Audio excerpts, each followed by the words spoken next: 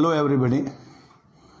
Last लेक्चरनी अंदर આપણે દ્રવ્યમાન કેન્દ્રના સ્થાન સદિશની આપણે ચર્ચાઓ કરેલી। એમાં એક પરિમાણ હોય કે દ્વિપરિમાણ હોય કે ત્રિપરિમાણ હોય, આપણે દ્રવ્યમાન કણોના બનેલા તંત્રના દ્રવ્યમાન કેન્દ્રને શોધી શકીએ છીએ। આગળ પણ આપણે કીધું છે કે ફિઝિક્સમાં કન્સેપ્ટ બહુ અગત્યના છે। આપણે જાણીએ છીએ કે દ્રવ્યમાન કેન્દ્ર એક એવું બિંદુ છે કે જે બિંદુ ઉપર આખું જે તંત્ર છે એ તંત્રનું સમગ્ર દળ જે છે એ કેન્દ્રિત થયેલું હોય। આપણે એને બેલેન્સ પોઈન્ટ પણ કહીએ છીએ। અને એટલા માટે એનું જ્યારે સૂત્રની ચર્ચાઓ કરીએ ત્યારે જો દ્રવ્યમાન કેન્દ્રના સ્થાન સદિશની વાત કરીએ તો RCM is equal to M1R1 plus M2R2 plus dot dot dot plus MnRn divided by M1 plus M2 plus dot dot dot plus Mn જેટલું થાય। એટલે કે અહીંયા જે આપણે એક પરિમાણ હોય, દ્વિપરિમાણ હોય કે પછી ત્રિપરિમાણ હશે, એ દરેક માટે આ જે સૂત્ર છે એનો આપણે ઉપયોગ કરી શકીએ છીએ। જ્યારે મેં આગળ પણ કીધું હતું કે જ્યારે પણ આપણે વેગની વાતો કે પ્રવેગની વાતો કરીશું ત્યારે પણ આપણે આ જે સૂત્ર છે એ સૂત્રનો ઉપયોગ કરવાના છે। આજે આપણે આ સૂત્રનો ઉપયોગ કરીને અહીં જે દાખલા છે એ દાખલાઓ જોઈએ। સૌપ્રથમ ઉદાહરણનો 7.1મો દાખલો જે છે તે જોઈએ। તો એક સમભુજ ત્રિકોણના શિરોબિંદુ પર રહેલ 3 કણોના બનેલા તંત્રનું દ્રવ્યમાન કેન્દ્ર શોધો। આ કણોના દ્રવ્યમાન અનુક્રમે એ 100 ગ્રામ, 150 ગ્રામ અને 200 ગ્રામ છે અને સમભુજ ત્રિકોણની દરેક બાજુ એ 0.5 મીટર લાંબી છે।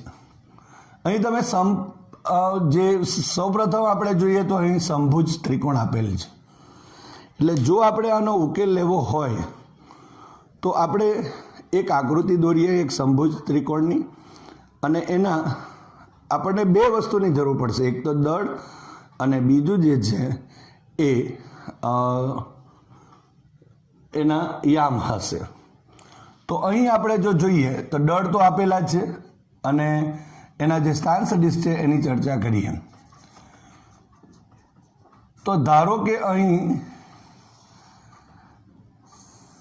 એક યામાક્ષ પદ્ધતિ લઈ લઈએ અને આ જે યામાક્ષ પદ્ધતિમાં અહીં x, અહીં y, આ એનું ઉગમ બિંદુ છે, આ ઉગમ બિંદુ O, આ એક કણ લઈ લઈશું, આ સમભુજ ત્રિકોણ થઈ ગયો, આ બીજું અને આ ત્રીજું। અહીં O લખીએ છીએ, અહીં આપણે ધારો કે આને A નામ આપી દઈએ અને અહીં B નામ આપીશું। હવે દરેક જે બાજુ છે એ દરેક બાજુની લંબાઈ 0.5 મીટર છે, અહીં 0.5 મીટર છે। એનો અર્થ એવો થયો અહીં કે જો આપણે અહીં આ ખૂણાઓની વાતો કરીએ તો એ દરેક ખૂણાઓ અહીં 60 ડિગ્રીના થશે। હવે આ ઉગમ બિંદુ છે એટલે એના યામ પણ મળી જશે આપણને 0, 0। અહીં જો આપણે કહીએ તો એના યામ પણ મળશે, અહીં 0.5, 0 અને y યામ 0 થશે। પરંતુ જ્યારે આપણે આ જે બિંદુ છે અહીંયા આપણે નામ આપવું હોય તો આપી શકાય, અહીં M1 છે, અહીં M2 અને અહીં આપણે લખી દઈશું M3।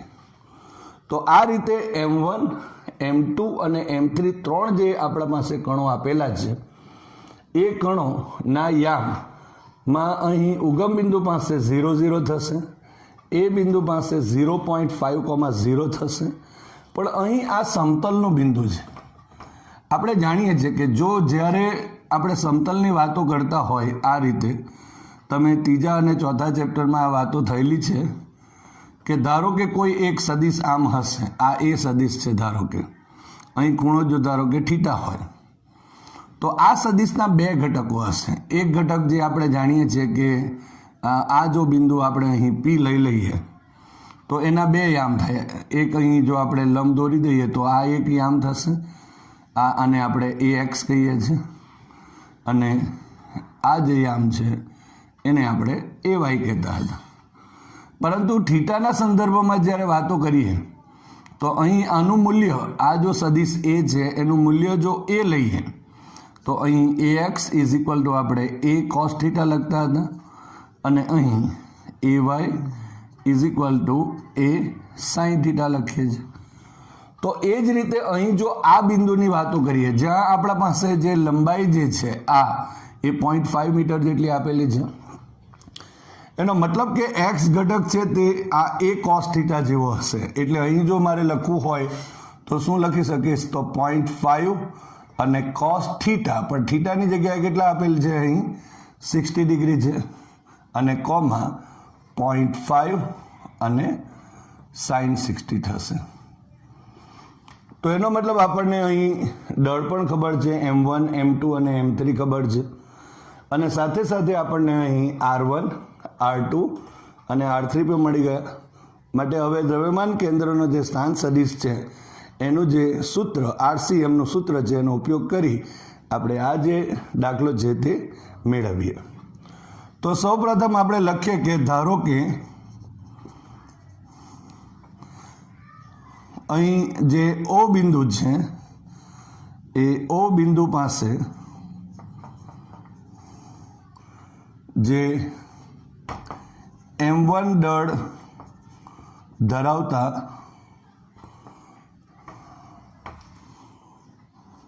કણનો સ્થાન સદિશ લખીએ તો અહીં R1 નામ આપી દઈએ તો ઇઝ ઇક્વલ ટુ 0 0. બીજો પોઈન્ટ આપણે એ બિંદુ પાસેની વાતો કરીએ તો એ બિંદુ પાસે M2 દળ ધરાવતા જે કણનો સ્થાન સદિશ R2 ઇઝ ઇક્વલ ટુ અહીં 0.5 કોમા 0 થશે. આટલા અહીં મીટર લખી શકાય. અને બી બિંદુ પાસે M3 દળ ધરાવતા કણનો સ્થાન સદિશ R3 લખીશું. R3 is equal two 0.5 cos 60 અને કોમા અહીં 0.5 અને sin 60. હવે cos 60 અને sin 60 ની કિંમત મૂકી દઈએ તો અહીં 0.5 ઇન્ટુ 1/2 થશે, કોમા 0.5 ઇન્ટુ √3/2 થશે. sin 60 ઇઝ ઇક્વલ ટુ √3/2 થશે. માટે R3 ઇઝ ઇક્વલ ટુ અહીં તમે જોઈ શકો છો 0.5/2 કરીએ તો 0.25 થશે. 0.25 કોમા 0.25 અને √3. આ આપણી પાસે 3 જે સ્થાન સદિશો છે R1, આ R1, અહીં R2 અને R3 મળે છે આપણને. અને M1 M2 M3 તો ખબર જ છે, M1 ઇઝ ઇક્વલ ટુ 100. અહીં એક વસ્તુની કાળજી રાખવી પડશે, અહીં ક્રમનું મહત્ત્વ છે, કારણ કે જે M1 દળ ધરાવતા કણ છે તેનો સ્થાન સદિશ 0 0 છે. જો એ ઓલ્ટરનેટ થઈ જાય, એ જો કોઈ બીજા સ્થાન સદિશ સાથે જો ગુણાઈ જશે તો આ જે દાખલો છે એ દાખલાનો જવાબ અહીં ખોટો આવી શકે. એટલે અગત્યની વાતો એક જ છે કે M1 દળ ધરાવતો કણ છે તો એનો સ્થાન સદિશ છે તે R1 છે. બીજું કે અહીં M2 દળ ધરાવતો જો કોઈ કણ છે તો એના માટે R2 નામ આપીશું, અને M3 માટે ઇઝ ઇક્વલ ટુ 200 ગ્રામ. તો આ રીતે અહીં ક્રમનું મહત્ત્વ છે. માટે અહીં જો આપણે કેવું હોય તો અહીં 1 2 અને 3 જો હોય તો આ જગ્યા ઉપર અહીં ધારો કે સી લખીએ, centre of mass C M પણ તમે લખી શકો છો અહીં, બરાબર. તો આ જગ્યા ઉપર કોઈક આ જગ્યા ઉપર આ 3ની વચ્ચે દ્રવ્યમાન કેન્દ્રનું સ્થાન સદિશ હશે કે જેના યામ આપણે જાણીએ છીએ RCM. તો અહીં આપણે લખીશું તંત્રના દ્રવ્યમાન કેન્દ્રના નો સ્થાન સદિશ RCM is equal to M1R1 plus M2R2 plus M3R3 divided by M1 plus M2 plus M3 થશે. હવે કિંમત મૂકી દઈએ તો 100 ઇન્ટુ 00 થશે પ્લસ 150 કૌંસમાં અહીં R2 ઇઝ ઇક્વલ ટુ 0.5,0 છે, 0.5,0 અને પ્લસ 200 કૌંસમાં 0.25 અને 0.25 √3 થશે અને ડિવાઇડેડ બાય આ 100 પ્લસ 150 પ્લસ 200 થશે. તો આ રીતે કિંમત મુકાઈ જાય. હવે ગુણી દઈએ અંદર તો અહીં 0 થશે પ્લસ અહીં જો 150 ઇન્ટુ 5 કરીએ તો 75 થશે અને કોમા 0, કારણ કે એક પોઈન્ટ આપણે અહીં જો કેન્સલ કરીએ તો 15 ઇન્ટુ 5 75 0 અને એક પોઈન્ટ કેન્સલ એટલે 75 કોમા 0 અને પ્લસ અહીં કેટલા થશે કૌંસમાં તો 25 2 50 અને 2 જો લખીએ અને જો 2 પોઈન્ટ કેન્સલ કરીએ તો 50 અને કોમા અંદર લખી દઈએ તો 50 √3 થશે અને ડિવાઇડેડ બાય અહીંયા 3 and 450 થશે.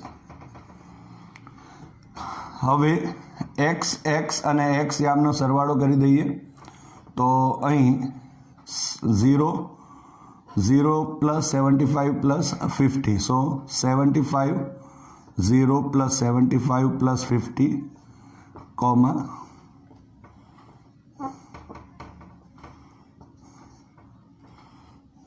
અહીં 0 પ્લસ 0 પ્લસ 0 પ્લસ 50 √3 અને ડિવાઇડેડ બાય 450 થયા.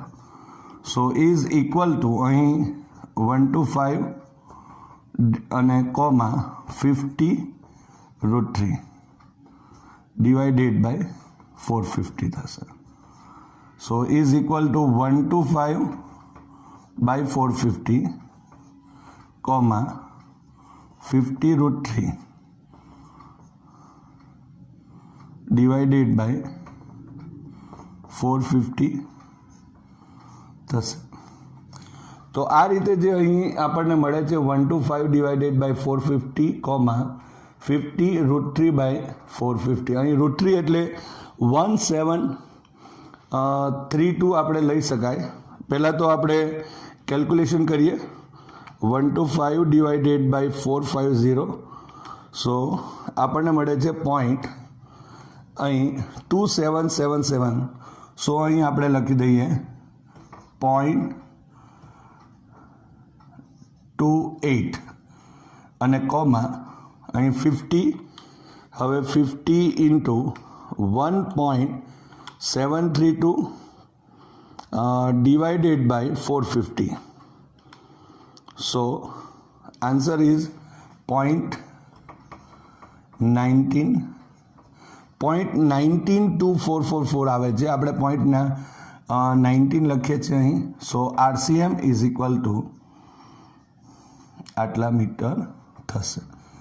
તો આમ જે સમભુજ ત્રિકોણ છે એ સમભુજ ત્રિકોણના જે 3 શિરોબિંદુઓ છે એ 3 શિરોબિંદુઓ પર જે રહેલા જે કણો છે એ કણોના બનેલા જે તંત્ર છે એના દ્રવ્યમાન કેન્દ્રના જો સ્થાન સદિશની વાત કરીએ તો RCM ઇઝ ઇક્વલ ટુ 0.28, 0.19 જેટલું થશે. તો આ રીતે આપણે જે દ્રવ્યમાન કેન્દ્ર છે એના યામો શોધી શકાય.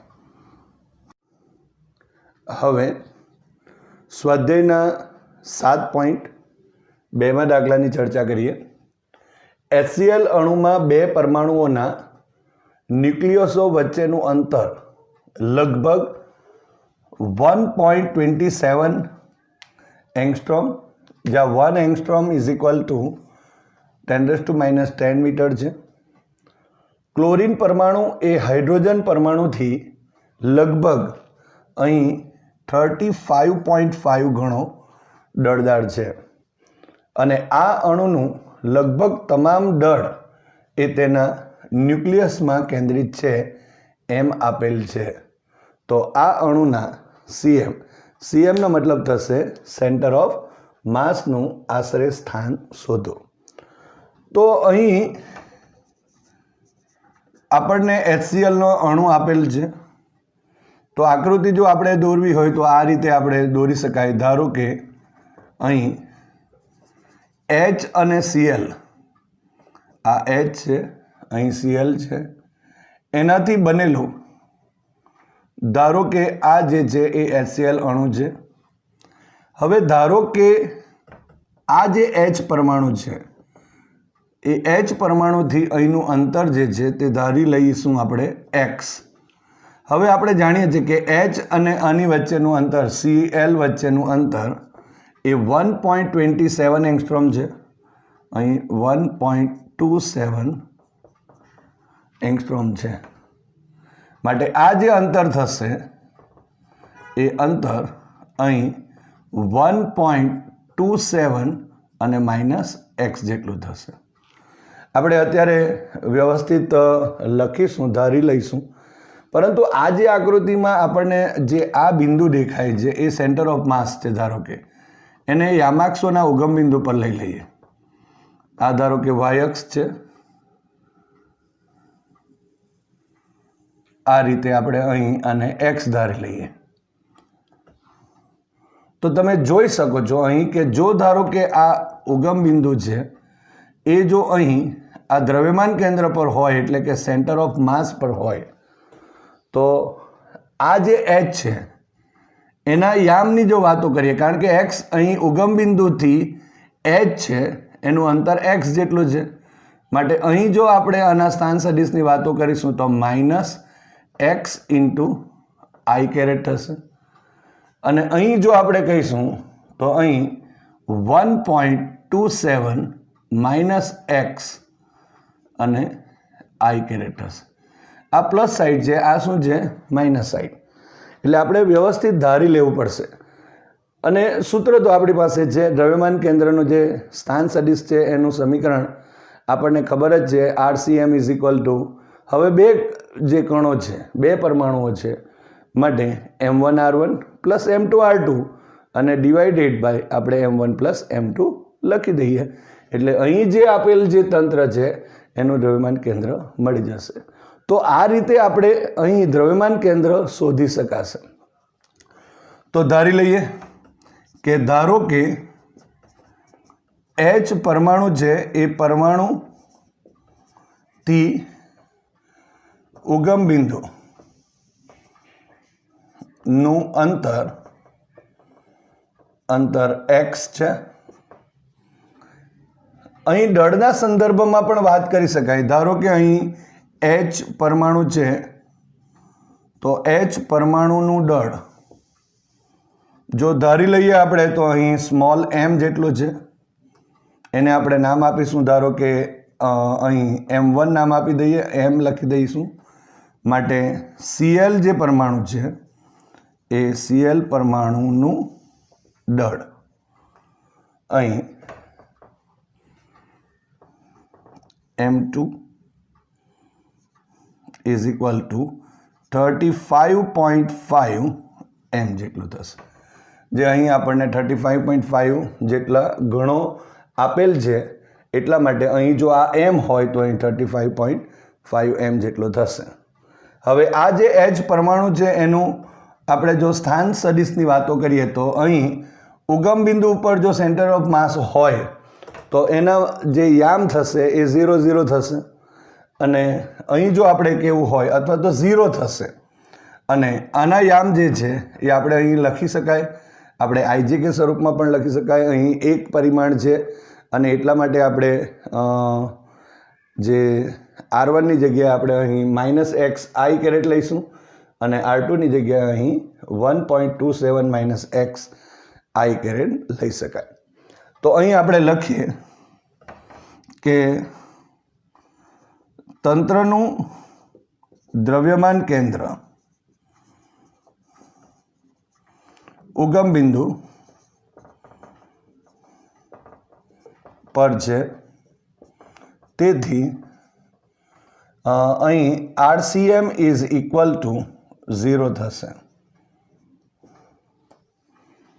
હવે અહીં જે H પરમાણુ છે તો અહીં લખીશું H પરમાણુ નો સ્થાન સદિશ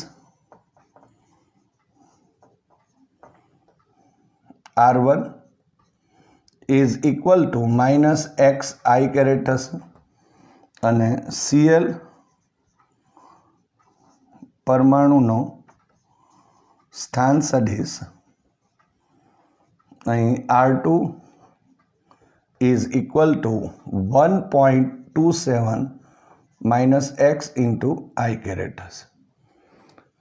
તો અહીં જે આપણા પાસે આ જે મળે છે R1 અને R2 એ એંગસ્ટ્રોમમાં આપેલ છે અત્યારે. હવે દળ મળી જાય છે, R1 R2 મળી ગયું. હવે સૂત્રનો ઉપયોગ કરીએ. માટે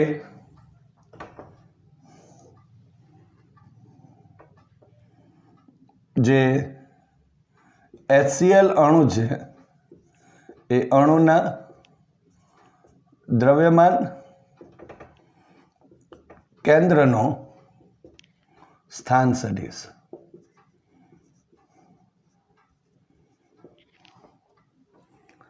જો આપણે લખીશું તો RCM is equal to M1R1 plus M2R2 divided by M1 plus M2 થશે.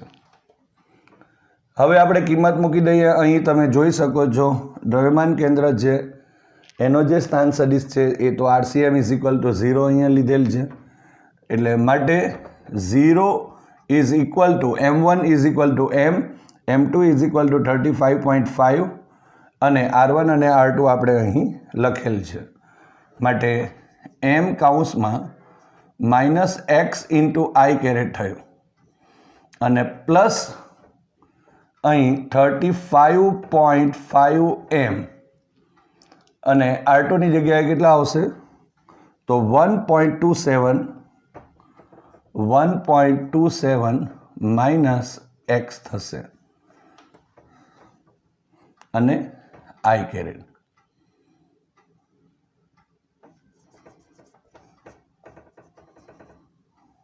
-35.5 1.27 -x અને i કેરેટ ડિવાઇડેડ બાય અહીં m પ્લસ 35.5 m, અહીં m રહી ગયું, m આવશે. એટલે જો આપણે અહીં m into -xi caret plus 35.5 m કૌંસમાં 1.27 -x ઇન્ટુ i કેરેટ અને divided by m plus 35.5 into m થશે. આ તો અહીં આપણે ગુણી દઈએ 0 સાથે એટલે 0 થઈ જશે. માટે 0 ઇઝ ઇક્વલ ટુ, અને m પણ આપણે ગુણકમાં લઈ લઈએ તો કૌંસમાં અહીં શું થશે -xi કેરેટ અને પ્લસ 35.5 કૌંસમાં 1.27 -x અને i કેરેટ થશે. હવે આ પણ ગુણકમાં જ છે અને એ પણ 0 થઈ જશે, માટે 0 is equal to minus X I caret plus અહીં 35.5 ઇન્ટુ 1.27 અને આ આઈ કેરેટ થયું અહીં, અને આ માઇનસ અને પ્લસ માટે પ્લસ 35.5 કૌંસમાં 1.27 ઇન્ટુ આઈ કેરેટ,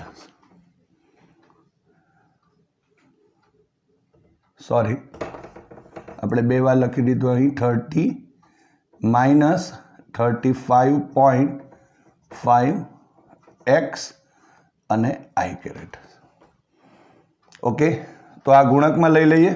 આ minus X I caret plus 35.5 into 1.27 અને આ આઈ કેરેટ હશે, અને આ પ્લસ અને માઇનસમાં, સો માઇનસ 35.5 ઇન્ટુ એક્સ અને અહીં આઈ કેરેટ થયું. હવે એક્સના જે પદો છે એ જોઈએ તો 0 અને ઇઝ ઇક્વલ ટુ અહીં 35.5 એક્સ છે, એક ઉમેરી દઈએ, so minus 36.5 X into I caret અને પ્લસ આનો ગુણાકાર કરી નાખીએ, 35 જો 35.5 ઇન્ટુ 1.27 થશે, ઇઝ ઇક્વલ ટુ આપણને મળે છે અહીં 45.085 અને આઈ કેરેટ થશે. તો આ રીતે આપણને અહીં હવે જે એક્સનું જે પદ છે તે આ તરફ લઈએ તો 36.5 X I caret is equal to 45.085 અને આઈ કેરેટ થશે. કેન્સલ આઉટ કરી નાખીએ આઈ કેરેટને, માટે એક્સ ઇઝ ઇક્વલ ટુ મળી જશે હવે 45.085 ડિવાઇડેડ બાય 36.5. તો એનું પણ આપણે કેલ્ક્યુલેશન કરી દઈએ.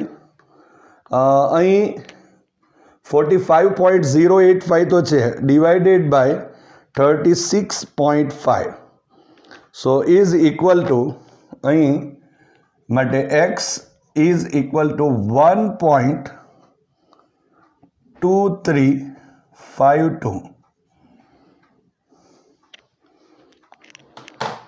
અહીં આટલા એંગસ્ટ્રોમ આપણને અહીં મળે છે. હવે જો આને આપણે રાઉન્ડ ઓફ કરી નાખીએ તો x is approximately equal to 1.24 અહીં એંગસ્ટ્રોમ જેટલું થઈ જશે. અહીં એંગસ્ટ્રોમની જગ્યા ઉપર આપણે જો મીટરમાં ફેરવવું હોય તો પણ આપણે મીટરમાં એને ફેરવી શકાય. X is equal to 1.24 into અહીં 1 angstrom is equal to 10⁻10 metre.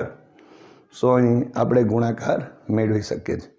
તો આ રીતે અહીં આપણે જે HCl અણુ છે એ HCl અણુના દ્રવ્યમાન કેન્દ્રનું જે સ્થાન છે એ આપણે શોધી શકાય. તમે જોઈ શકો છો અહીં Hથી આપણે પરમાણુથી ઉગમ બિંદુનું અંતર x છે. ઇટ મીન્સ કે અહીં દ્રવ્યમાન કેન્દ્ર બી ત્યાં જ છે, એટલે x જે મળે છે તમે જોઈ શકો છો કે જેનું દળ વધુ છે એ દળ જ્યાં વધુ છે એની બાજુમાં અહીં આપણને દ્રવ્યમાન કેન્દ્ર મળે છે.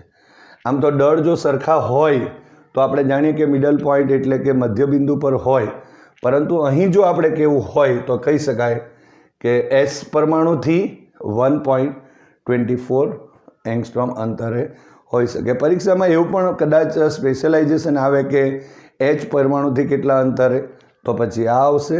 અને જો ધારો કે અહીં Cl પરમાણુથી કેટલા અંતરે દ્રવ્યમાન કેન્દ્ર હોય તો ત્યારબાદ તમારે 1.27 - x કરી અને તે અંતર આપણે દર્શાવવાનું હોય છે. તો આ રીતે જ્યારે એક્ઝામની અંદર જ્યારે પૂછાય ત્યારે કદાચ એમાં સ્પેશિયલાઇઝેશન આવી શકે, તો એ આપણે જોઈ લેવાનું. બરાબર. તો આ રીતે તમે આ જે દ્રવ્યમાન કેન્દ્ર પર આધારિત જે દાખલાઓની ચર્ચા કરી તમે જોયું કે માત્ર ને માત્ર અહીં કન્સેપ્ટ અગત્યના છે.